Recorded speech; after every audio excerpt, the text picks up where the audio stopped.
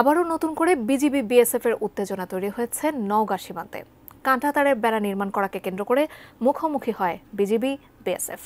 নওগাঁর ধামইরহাট উপজেলার বস্তাবর সীমান্তে পরিস্থিতি তৈরি হয়। বিস্তারিত লিমা সায়ন্তীর প্রতিবেদনে।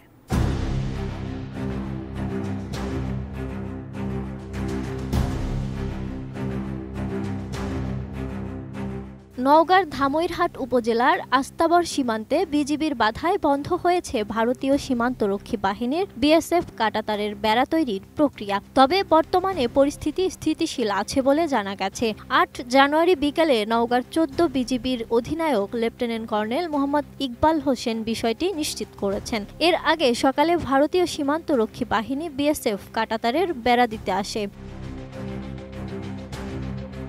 এ বিষয়ে অধিনায়ক লেফটেন্যান্ট কর্নেল ইকবাল হোসেন জানান, নওগাঁর বস্তাবর এলাকায় প্রায় ৬০০ গজের মধ্যে দুই দেশের কোনো বেড়া নেই। বুধবার সকালে হঠাৎ ভারতীয় সীমান্তরক্ষী বাহিনীর বিএসএফ একটি দল ওই সীমান্ত এলাকায় কাঁটাতারের বেড়া দিতে আসলে বাধা দেয় বিজিবি।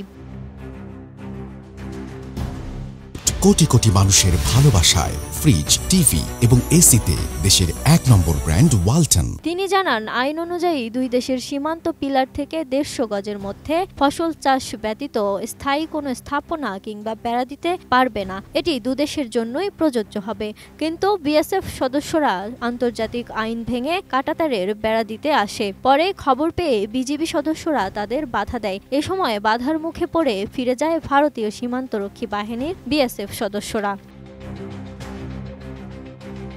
তিনি আরও জানান, বিষয়টি নিয়ে দুই দেশের কোম্পানি কমান্ডার পর্যায়ে বৈঠক আহ্বান করা হয়েছে। সেখানে ফলপ্রসূ না হলে উচ্চ পর্যায়ে বৈঠক করা হবে। সীমান্তের এমন পরিস্থিতিতে বিজিবি সবসময় সতর্ক আছে।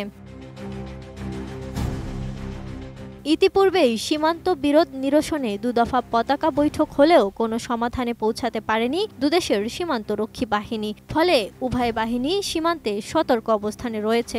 ঘটনার পরিপ্রেক্ষিতে বাংলাদেশ সীমান্তে অতিরিক্ত বিজিবি মোতায়েন করা হচ্ছে বলেও জানা যায়। বিজিবির সেক্টর কমান্ডার সহ ঊর্ধ্বতন কর্মকর্তারা নিয়মিত ঘটনাস্থলগুলো পরিদর্শন করে যথাযথ ব্যবস্থা নেন। Lima Sayanti, ATN news.